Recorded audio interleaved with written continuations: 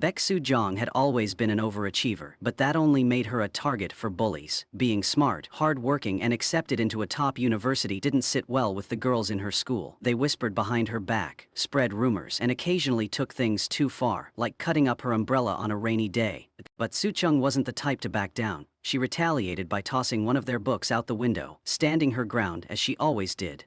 At home, life wasn't much easier. Her mother had passed away years ago, leaving her father to raise both her and her younger brother, Soo-bin. With her father always busy with work, the responsibility of caring for Soo-bin often fell on her shoulders. But Soo-bin was at that stage where video games were his entire world, and ranking up in online games meant more to him than school. When she caught him playing for hours instead of studying, she scolded him, but his reaction made her pause. He wasn't just playing for fun. His classmates looked down on him for having a low rank. Soo-jung knew that feeling too well. The loneliness of being isolated, the frustration of not fitting in. She didn't want her brother to go through the same thing. So despite her exhaustion from school and studies, she made a decision. She would help him rank up. That was how she entered the world of online gaming, determined to master it for her brother's sake. But what she didn't expect was to cross paths with someone who would leave a lasting mark on her heart. Inside the game, she took over Soo-bin's account and began leveling up, completing tasks to gain experience. During one of these missions, she found herself competing against another player, a warrior with a username Black Dragon. He stole her kill, taking down the vicious wolf she had been aiming for. Furious, she accused him of interfering, and a bickering match ensued. Their argument didn't last long. More wolves appeared, forcing them to cooperate. Despite their rough start, they made an effective team. He shielded her from attacks, and she healed his injuries. They fought side by side, clearing the quest together. And as much as she hated to admit it, Soo-jung felt an unexpected admiration for Black Dragon. Afterward, they sat in the virtual world, talking for the first time beyond the game. She had assumed he was an arrogant high schooler, but he claimed to be 22. Likewise, he had assumed she was a young boy because of her username, but she revealed she was a girl playing on her brother's account. He began calling her Strawberry, a name she didn't entirely mind. They talked often after that, meeting daily in the game. They fought enemies together, explored the game world, and soon, their conversations extended beyond the game itself. Black Dragon had no siblings, no parents, just an empty house that never felt like home. Soo-jung, who had always carried her family's weight on her shoulders, found comfort in their shared loneliness. They made a promise. They would rely on each other, even if it was just in play. But that wasn't enough for her. She wanted to meet him in real life. A meetup was planned. Soo-jung was excited, dressing up carefully for the first time in a long while. Her heart pounded with anticipation. Would he be as cool and reliable as he was in the game? Would he recognize her immediately? Instead, what awaited her was a devilment. The person who introduced himself as Black Dragon was a middle schooler, a wannabe rock star who couldn't even sing properly. He tried to confess his feelings for her in the most embarrassing way possible, in public, with an audience that included her classmates. She felt humiliated, betrayed. This wasn't the person she had admired, the one she had slowly started to like. She rejected him harshly. She wanted to erase the memory of ever falling for someone online, and with that her first love ended before it began. Years passed, and the name Black Dragon faded from her life. Now, in 2024, Soo-jung had built a solid career for herself. She was a team manager at Yongseong department store, known for her relentless work ethic and unwillingness to tolerate corruption. She had earned a reputation as a director killer, taking down 3 abusive directors in a row. It wasn't intentional, she simply refused to let injustice slide. Now a 4th director was set to take office, but Soo-jung didn't care. Whoever it was, they'd better be competent. Meanwhile, on the other side of Yongseong Group, Ban Ju-yeon, the chairman's only grandson, was preparing for his next role. To outsiders, he was a quiet and serious businessman, the perfect heir. But behind closed doors, he lived a double life. His secret lair was filled with comics, action figures, and game consoles. He had perfected the art of keeping his hobbies hidden from his grandmother, who had sky-high expectations for him. For Ju-yeon, the department store role was just another stepping stone to eventually inheriting the company. One night, after attending a rock concert in disguise, Ju-yeon found himself in an accident. His car crashed into another. Soo-jung was furious, banging on his window and demanding he take responsibility. He tried to avoid a confrontation by offering his lawyer's card, but she wasn't having it. She got into his car, refusing to let him escape. In the end, he had no choice but to take her with him to the hospital, where he had been summoned for urgent business. Neither realized who the other was. Not yet. The next day, Ju-yeon officially took over as director of the planning team. As he walked through the department store, he overheard a loud conversation in the elevator. Soo-jung complaining about a reckless driver who had hit her car. He immediately recognized her voice and took mental notes. Soo-jung, unaware of his presence, continued to rant in the cafeteria. The new director was another failure, she said. Why couldn't they just hire someone competent? Ju-yeon, now amused, made another mental note. Employees required disciplinary training. When he finally entered his office, the team braced for introductions. Soo-jung, still unaware of his identity, marched in to introduce herself and build a professional relationship. Then she saw it. Joo-yeon was mid-change, swapping his shirt for a fresh one. On his back was a massive black dragon tattoo. Her mind went blank. Before she could react, Julian swiftly turned, realizing what had happened. He stepped forward and covered her mouth before she could say anything. They stood frozen for a moment, eyes locked. The realization hit them both at once. Soo-jung had seen the dragon tattoo on his back, the same symbol she had once admired in a virtual world. But before she could connect the dots, Julian quickly composed himself. He released her and took a step back, his expression unreadable. He told her to forget everything. What she had just seen, the car accident, and anything else linking them outside of work. Their interactions, he stated firmly, would remain strictly professional. Soo-jung, still processing the situation, nodded. She had no interest in dragging the moment. Her only priority was keeping her job and avoiding unnecessary conflict. Despite her promise to stay silent, Ju-yeon viewed her as a threat. It wasn't just the tattoo. She had an uncanny way of appearing whenever his carefully curated image cracked. If she had already witnessed so much, how long before she uncovered his entire secret life? Determined to push her away, he made up his mind to make her quit. The following day, Ju-yeon led a company meeting with a new objective, doubling sales within the quarter. The team listened as he laid out an aggressive schedule, one that seemed almost impossible to achieve. He delivered it with unwavering confidence, making it clear that failure was not an option. Then, turning to Soo-jung, he singled her out, stating that if any conflicts arose, it would be her leaving the company, not him. The implication was sharp, but Soo-jung refused to back down. Outside the meeting, Ju-yeon's secretary In-kyung praised him for his commanding presence, handing him a strong black coffee as a reward. He accepted it with a composed nod, though internally he winced.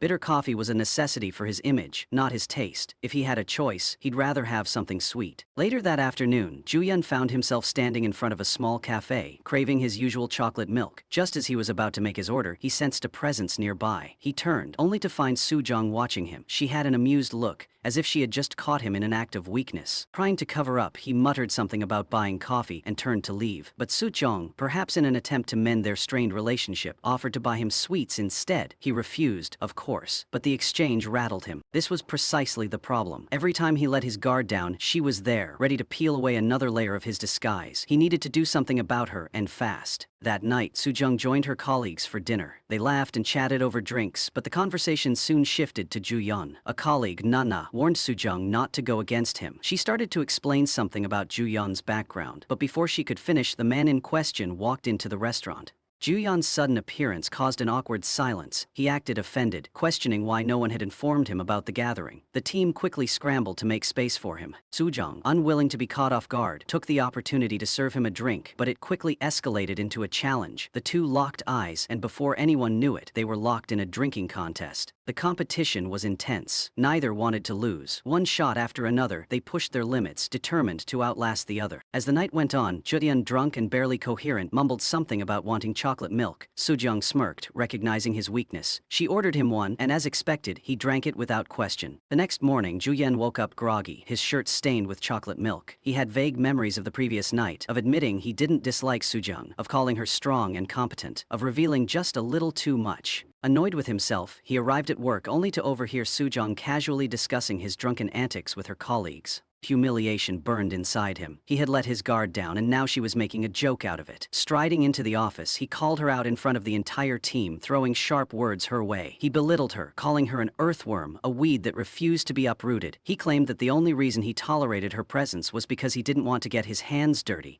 Soo-jung had endured many things, but this was the final straw. Without hesitation, she stormed into his office, slamming the door behind her. She told him, point blank, that she was a human being outside of work and that he had no right to insult her like that. He responded with a veiled threat. If she had a problem, she could always leave, but Soo-jung stood firm, daring him to fire her. The argument escalated until a colleague shot her, apologizing on her behalf. Ju-yeon's secretary later advised him to be careful, warning that firing Soo-jung now could be seen as workplace harassment, something that could damage his reputation. Determined to regain control, Soo-jung decided to turn the tables. If Ju-yeon was going to play dirty, so would she. That evening, she secretly followed him after work. To her surprise, she saw him enter a public restroom carrying a suitcase. Minutes later, he emerged, transformed. The cold, sharp businessman was gone, replaced by a carefree rocker. Dressed in casual clothes, his posture relaxed as he disappeared into a nightclub. Curious, Soo-jung followed followed him inside. The sight that greeted her was nothing short of shocking. Ju-yeon was on stage, fully immersed in the music, playing his guitar with a passion she had never seen before. It was like seeing an entirely different person. The serious, professional director of Yongsung Group had vanished, replaced by a man who looked free, alive. A smirk crept onto her face. She had just discovered his greatest secret. Later that night, she sent him a photo of himself at the nightclub, along with a message suggesting they have a chat. Ju-yeon showed up at her house almost immediately. Her father, mistaking him for a suitor, greeted him enthusiastically. The misunderstanding only added to Ju-yeon's frustration. Pulling Soo-jung aside, he got straight to the point. He offered her a deal. She would delete the photo, and in return he would guarantee her job security. However, there was one condition: she had to be on call whenever he needed her. Soo-jung didn't hesitate. She signed the agreement immediately, but as the days passed, she quickly realized that Ju-yeon took their contract too seriously. Every time she sat down for a meal, her phone rang. Every time she tried to relax, a message summoned her. He constantly called her to his office, only to assign her mundane tasks like shredding paper. It was as if he wanted to keep her under his control, close enough to ensure she wouldn't expose his secret. Despite her frustration, she was starting to understand Yu-tian. He wasn't like the other chaebollers she had heard about, reckless, spoiled, arrogant. His secrecy wasn't about scandals, it was about survival. He lived under a microscope, every action scrutinized by his grandmother and the business world. Leisure, hobbies, and even emotions were seen as weaknesses. He wasn't just hiding his interests, he was hiding himself. One evening, after another long day of shredding meaningless documents, Ju-yeon abruptly told her they were going. Confused but too exhausted to argue, she followed him to an upscale boutique. He selected a dress and handed it to her, instructing her to wear it. When she stepped out of the fitting room, Ju-yeon was momentarily speechless. He hadn't expected her to look this stunning. Recovering quickly, he led her to a high society party. The night unfolded like a social battlefield. Ju-yeon's presence was met with whispers and judgment from other chaebol heirs. They mocked him, treating him as an outsider in their world of excess. Meanwhile, Soo-jung found herself targeted by a particularly entitled man who refused to take no for an answer. When she pushed him away, he retaliated, raising his hand to strike her. But before he could make contact, Ju-yeon intervened. Without hesitation, he shoved the man into the pool. Then, turning back to Soo-jung, he took her hand in his own. There was a quiet intensity in his gaze, an unspoken declaration. At that moment, surrounded by flashing lights and murmured gossip, Ju-yeon made his move. He called her babe. A beat of silence passed between them before Ju-yeon pulled himself together. Realizing the implications of what he had just said, he quickly retracted, claiming he had simply misspoken and was, in fact, referring to the man now splashing around in the pool. Soo-jung, still in shock, didn't know how to react. Instead, she pointedly reminded him that she was hungry, hoping to shift the awkwardness to something more manageable. With a sigh, Ju-yeon gave in and led her away from the party. It had started to rain by the time they stepped outside, the cold drizzle adding to the surreal turn of events. He hesitated for a moment, then instead of letting her fend for herself, he took her to a small fast food shop nearby. The warm, greasy smell of fried food filled the air, a stark contrast to the extravagant party they had just left behind. Soo-jung noticed a promotional event in the store, a free plush toy for every large meal purchased. She eyed the adorable pink doll with mild interest, but before she could say anything, Ju-yeon hastily told her to take the food and go. He didn't want her to see him asking for the doll. Yet, as they left, Soo-jung couldn't shake the feeling that he had been just as interested in the plushie as she was. The next morning, Soo-jung returned the borrowed skirt to Ju-yeon. Expecting a simple handover, she was instead met with his critical stare. He scolded her, saying it was common courtesy to wash borrowed clothes before returning them.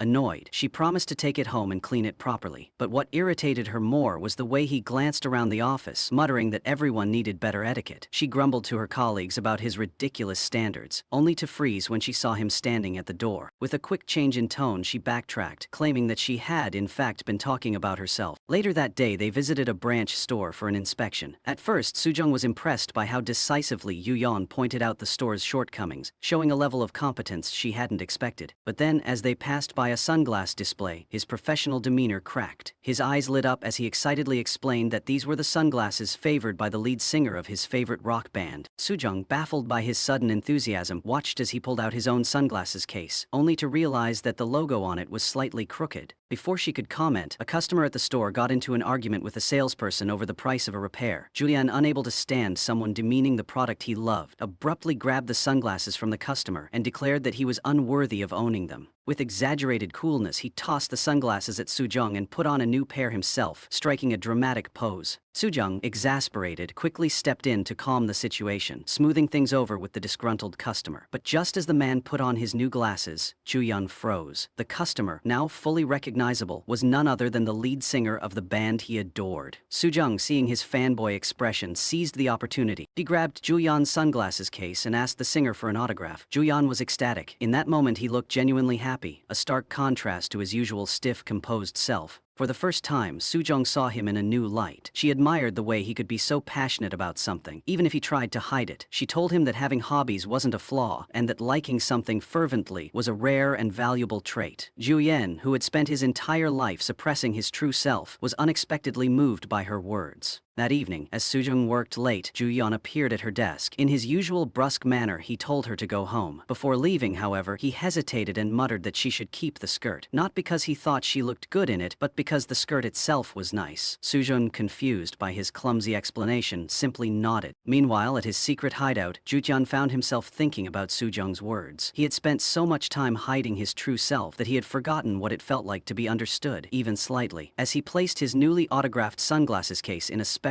spot, his friend Shinwon arrived, bringing dinner. But Shinwon seemed distracted, preoccupied with his own thoughts. When Ju-yeon asked what was on his mind, Shinwon hesitated before confessing that he believed in fate. He had met someone different. Ju-yeon scoffed at the notion, his mind flashing back to his own first love, the one that had ended in complete humiliation. Fate, to him, was nothing but a cruel joke. Elsewhere, Sujong's best friend Ha-jin was facing her own complicated situation. She had started seeing Shinwon, and though she told herself it was just casual, she couldn't deny the sparks between them. However, when she discovered a lavish gift from Black Flame Dragon at her restaurant, she knew it would spell trouble. Sure enough, when Sujung saw the name, she was furious. She couldn't believe Ha-jin was still in contact with the person who had humiliated her years ago. Ha-jin, knowing how much it upset her friend, told her she would get rid of the gift, but Sujung, unable to waste something so valuable, suggested selling it instead. The next day, Sujung ran into Ju-yeon in the elevator. She casually commented on his watch, leaning in to take a closer look. The proximity caught them both off guard. As the doors opened, his secretary, In Kyung, spotted them and immediately took note of their closeness. Embarrassed, Sujung quickly stepped back, accidentally smacking Ju-yeon in the process before darting away. As she fled, she noticed a small pink toy on the floor. Curious, In Kyung picked up the doll and asked if anyone knew the owner. Ju-yeon, horrified, quickly made an excuse about an urgent matter and rushed home. He needed to check his collection. As he entered his secret room, a wave of panic washed over him. Memories from the past came flooding back. His grandmother's cold words, the fire consuming his beloved toys, the helplessness he had felt as she blamed him for his parents' deaths. He found his missing egg toy under a cabinet, breathing a sigh of relief. But now, his mind was racing. If the plushie at work wasn't his, whose was it? Back at the office, he overheard his colleagues mocking the toy's owner, calling them childish. And there, standing among them, was Sujung. Something inside him snapped. He had let himself believe that she understood him, that she didn't judge him for his hobbies. But now, seeing her among the others, laughing at something so personal, he felt betrayed. His voice was sharp as he demanded that she return the skirt, but when she admitted that she had sold it, he was livid. Feeling bitter and done with the idea of trusting people, he decided he didn't need anyone. That night, he immersed himself in his secret world, testing out his newest order, a set of high-end gaming and music equipment. But just as he was settling in, a power outage hit. Frustrated, he looked up local repair services and chose the highest-rated one. Unbeknownst to him, the store belonged to Sujung's father, and when she overheard her father considering rejecting the job due to the long distance, she jumped in. The payment was 5 times the usual rate, and she wasn't about to let the opportunity slip. Guided by Ju-yeon's messages, she reached the entrance of the secret room. As she approached, she noticed something familiar, an autographed sunglasses case. Her eyes widened as realization struck. This was Ju-yeon's place. Ju-yeon, watching from the car, saw her freeze on the CCTV screen. His heart pounded. He grabbed his phone and called her, but it was too late. She picked up, her voice filled with quiet disbelief. "Bancheon," she said. At that moment, he knew she had found out everything. Panicking, he sprinted from his car, hoping to stop her, but the door had already started to open, revealing the world he had spent his entire life hiding. As the doors slid open, Sujung stepped into the room, her eyes widening in surprise. The dim glow of LED lights illuminated walls covered with rare collectibles, figurines, posters, and limited edition memorabilia. Shelves were packed with manga, and the corner was filled with gaming consoles and high-end sound equipment. It was a world meticulously built and fiercely protected, one that didn't match the ruthless businessman Zhu Jiang claimed to be. Zhu Yang burst in just as she reached for a vinyl record, his breath uneven from running. His first instinct was to lie. He hastily told her that this was his nephew's room, though the excuse sounded ridiculous even to him. Sujong turned to face him, her expression unreadable. She didn't believe him, that much was clear, but instead of pressing the issue, she simply said that she was there to fix the circuit. Without waiting for a response, she got to work, carefully rewiring the connections. As power was restored, music flooded the room. A familiar rock melody played through the speakers, and before he could stop himself, Juyeon unconsciously tapped his fingers to the beat. Sujong took notice. She tested him further, casually picking up a manga from the shelf. Without thinking, Juyeon corrected her, explaining the release date and its limited edition status. He had exposed himself without realizing it. The realization hit him instantly. His defenses shot up, assuming the worst, that she would use this against him. But instead of ridiculing him, Sujong merely said that his world seemed fun, that she understood him better now. He was caught off guard. Then, she took a step back and accidentally stumbled over a gaming controller. Juyeon instinctively reached out, catching her before she could fall. Their proximity was sudden, their breaths uneven. For a brief moment, neither moved. Breaking away, Sujong composed herself and mentioned that she would transfer the money for the skirts soon. That was when she realized Juyeon had intended for it to be a gift. Before either could say more, Sujong's phone rang. The hospital was calling. Her father had fallen and was being admitted. Juyeon immediately noticed her trembling hands as she gripped the phone. Without hesitation, he offered to drive her there. At the hospital, he arranged for her father to be placed in a VIP ward, brushing it off as a company benefit. It was a small act, but to Sujong, it meant more than he realized. She sat alone in the hallway, struggling with the weight of emotions. Relief, fear, gratitude. Yuyeon, watching from afar, hesitated before approaching. Instead of speaking, he left a small package at the nurse's station and sent her a message. It was the stuffed toy she had admired at the fast food restaurant. Later that evening, when her younger brother arrived to take over their father's care, Sujong left the hospital. She returned to Juyeon's home to retrieve her tools, only for her car to refuse to start. Juyeon, standing at the doorway, didn't give her the chance to argue. He insisted she get out of the vehicle and have it repaired immediately. His voice carried an unusual sharpness. She didn't understand his urgency, but he wasn't willing to explain. His parents had died in a car accident. He wasn't about to risk someone else making the same mistake. When the repair shop informed them that fixing the car would take time, Juyeon made a swift decision. He arranged for a new car, framing it as a temporary loan. Sujong hesitated. It was too much. But in a low voice, he whispered that rejecting it would ruin his image as a responsible employer. She sighed, realizing she had no choice. The next day, while on a business trip, Juyeon's tablet was knocked over by a child, shattering the screen. His only backup was on his office computer. His secretary suggested calling the office for assistance, but before she could, Juyeon interrupted her. Claiming that he already had a backup, he rushed to a private space and called Sujong. She followed his instructions, accessing his computer. As soon as she saw the password, she burst into laughter.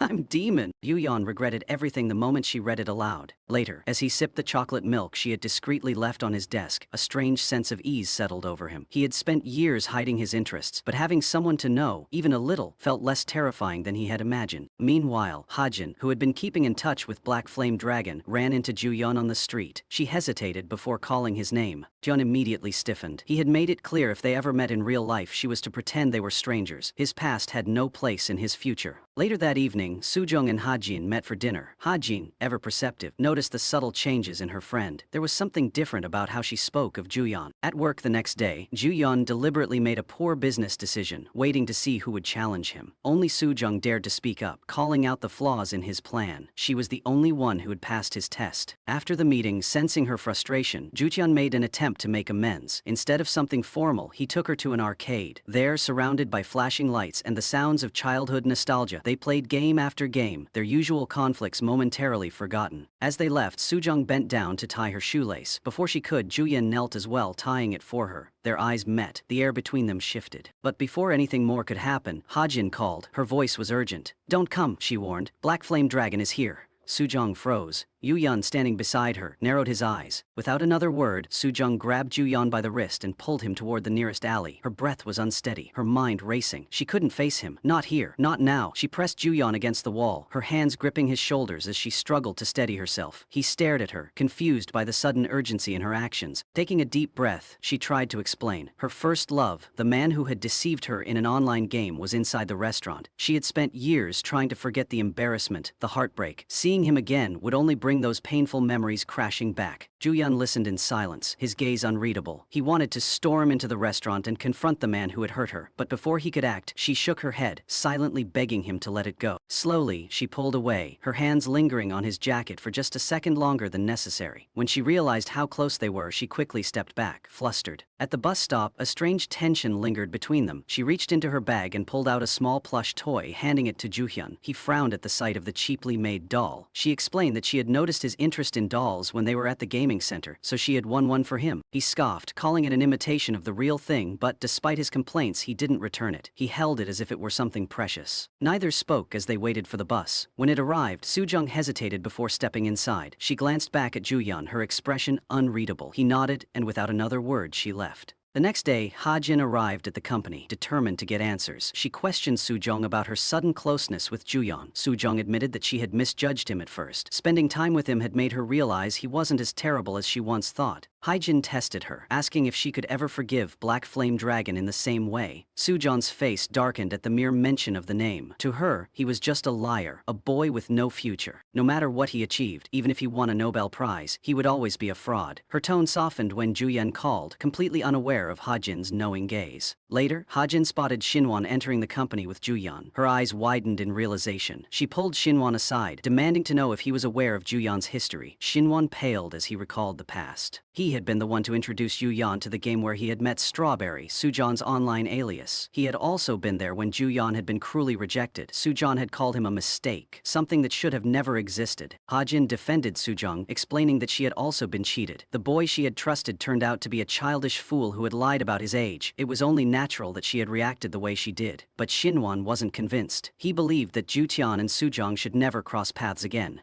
Ha-jin, however, had already realized the truth. They were seeing each other every day, growing closer without knowing who the other truly was. She and Shinwon made a silent agreement. They had to separate them before it was too late. The following morning, Shinwon subtly tried to plant seeds of doubt in Ju-yeon's mind. He hinted that Soo-jung had feelings for someone in the office. Knowing Ju-yeon's disdain for workplace relationships, he hoped this would push him to transfer her elsewhere. But the plan backfired. Instead of becoming suspicious, Ju-yeon seemed almost delighted by the idea, as if he wanted to believe that the person Soo-jung liked was him. Meanwhile, Ha-jin executed her own plan. She hosted an event at her restaurant where single men were given free food, hoping to set Soo-jung up with someone else. But Soo-jung immediately saw through her scheme and refused to participate. Back at the company, rumors spread that Shinwon had been investigating Soo-jung. Annoyed, she confronted him in a coffee shop, demanding to know why he had been looking into her. Ju-yeon happened to witness their meeting from afar. Seeing them laugh together, his stomach twisted with something unfamiliar. He turned and walked away, assuming the worst. That night, Ju-hyun found himself outside Soo-jung's apartment. He didn't know why he was there, he just was. When she answered the door, she was surprised to see him holding a light novel about a womanizer who deceived women. He told her to read it, as if warning her not to fall for someone like Shinwon. Confused, she assured him that she had no interest in Shinwon. Ju-hyun felt relief wash over him, though he tried to hide it. Before leaving, she asked him what he would have done if she had liked Shinwon. He hesitated before answering. He would have persuaded her until she changed her mind.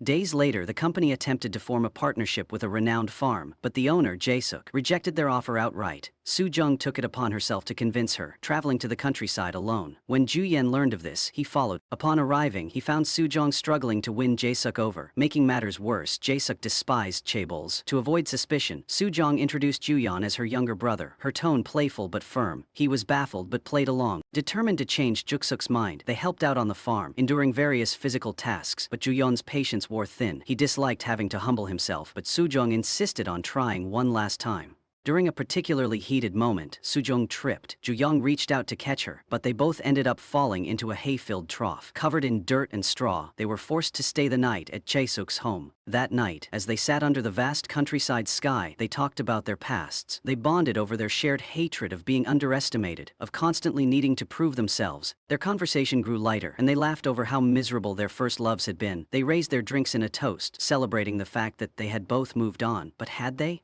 As the alcohol took effect, the lines between rivalry and something more blurred. Soo-jung received another call from Ha-jin, who voiced her concerns about her spending the night with Ju-yeon. She dismissed them, saying that Ju-yeon was no different from her younger brother. Ju-yeon overheard. Something in him snapped. When she returned, he was staring at her, his expression unreadable. Then, without warning, he reached for her, pulling her closer. Before she could react, his lips were on hers, and then, as if daring her to contradict him, he whispered, "Do you still not see me as a man?" and kissed her again. The weight of the moment lingered between them, a collision of unspoken emotions and unresolved tension. Sujong barely slept that night, her mind trapped in an endless loop of replaying the kiss. She wanted to dismiss it as a mistake, but deep down, she knew better. Julian wasn't the type to act without purpose. The thought thrilled and terrified her. When morning came, she was determined to face him. Yet, as she went outside, she found herself hesitating. Julian looked equally exhausted, dark circles shadowing his eyes. For a fleeting moment, she thought he had been unable to sleep because of her, because of the kiss. But when she cautiously asked, his response shattered her hopes. He simply stated that he hadn't been able to rest properly because he wasn't used to sleeping anywhere but his own bed. Frustration was acute, leaving her confused. Had she imagined the significance of the kiss? In an attempt to shake off the tension, Joyeon invited her to accompany him somewhere. The small flicker of hope reignited inside her. Was he finally going to address what had happened between them? But when they arrived, all he did was offer her mountain spring water, claiming it was refreshing. The simplicity of it baffled her. She watched as he drank first, making a lighthearted toast to their teamwork. The contrast between her anticipation and his apparent indifference stung. Frustrated, she attempted to fetch her own water but lost her footing. He caught her just in time. Their faces were close, breaths mingling. For a moment she thought something more might happen, but then he stepped away. It was infuriating. As they left the farm, Sujong was still reeling from the emotional whiplash of his actions. When Juyeon casually mentioned the events of the previous night, she immediately stiffened. Her pulse quickened, thinking he might finally acknowledge it, but instead, he only commented on how tiring the trip had been. Then, without a care in the world, he put on his favorite music and nodded along to the rhythm. By the time he dropped her at home, she had reached her limit. She turned to him, demanding an explanation for what had happened the previous night. Juyeon, caught off guard, nonchalantly brushed it off as a drunken mistake. The words hit her like a slap. He had reduced something that had kept her up all night to an afterthought.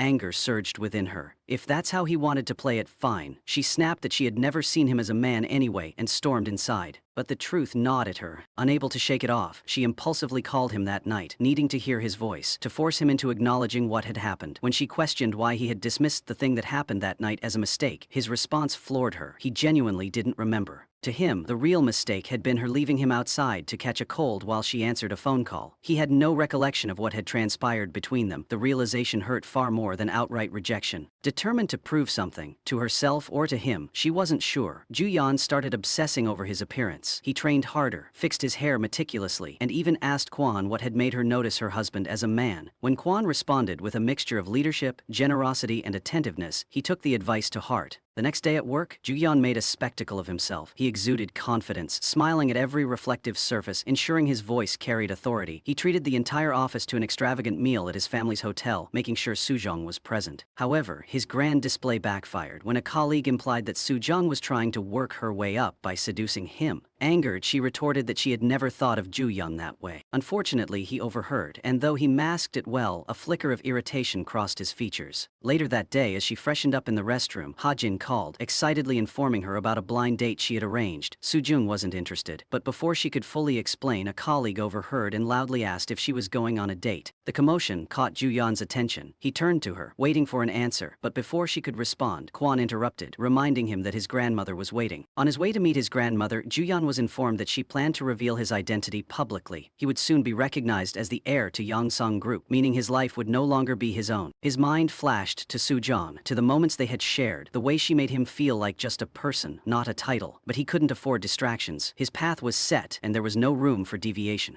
Meanwhile, Sujong sought relationship advice from a colleague, hypothetically describing her situation. The response was clear. If a man kissed a woman and pretended not to remember, it was likely out of fear of rejection. Encouraged by this theory, she sought Juyeon out, expecting a confession, but instead, he coldly told her he had no issue with her dating. She was stunned. When she pushed further, questioning why he had warned her about Shinwon, he dismissed it as a simple concern from a superior. And then, to add insult to injury, he handed her a salary raise, approved by the chairwoman. Any previous excitement she might have felt was now tainted with disappointment. That night, fueled by frustration, she stormed to his house, but when he opened the door, all her imagined scenarios fell apart. Instead of confronting him, she shoved the romance manga he had lent her into his hands and called him childish. If he couldn't even acknowledge their kiss, then he didn't deserve her time. Her words struck a nerve. He retaliated, taunting her about her inability to distinguish between good and bad men, reminding her that she had once been duped by her first love. Furious, she called Hajin and agreed to the blind date. Unbeknownst to them, Shinwon and Hajin celebrated, believing they had successfully driven Sujong and Juyeon apart. However, Shinwon found himself unsettled. For the first time, he had no excuse to see Hajin anymore. Sujong met Jiwoo, her blind date. He was charming, successful, and easy to talk to. But as the evening progressed, her mind kept drifting to Juyeon. Across the city, Juyeon too was distracted. Even as he accompanied his grandmother to a prestigious charity event, his thoughts kept circling back to Sujong. During the event, a rival chaebol heir taunted him, calling him nothing more than his grandmother's trained dog. Fueled by frustration, Juyeon retaliated, throwing his drink at the man before storming out. Needing an escape, he attended a live concert, losing himself in the music. And then it hit him. The memory of that night, the kiss he had forgotten, came rushing back. He saw it clearly, the way she had kissed him back, the way she had looked at him. She had said, "Don't do it, Luke. Do you understand?" Luke didn't look up. He'd glossed over what he saw. The band of women was dead. The two figures who caught him in the end were white. Moments later, he found himself outside the department store where Sujong was shopping with Ji-woo. Without hesitation, he strode inside. Before she could react, he pulled her into a fitting room. His voice was low, intense. "It was my first kiss." He finally remembered everything.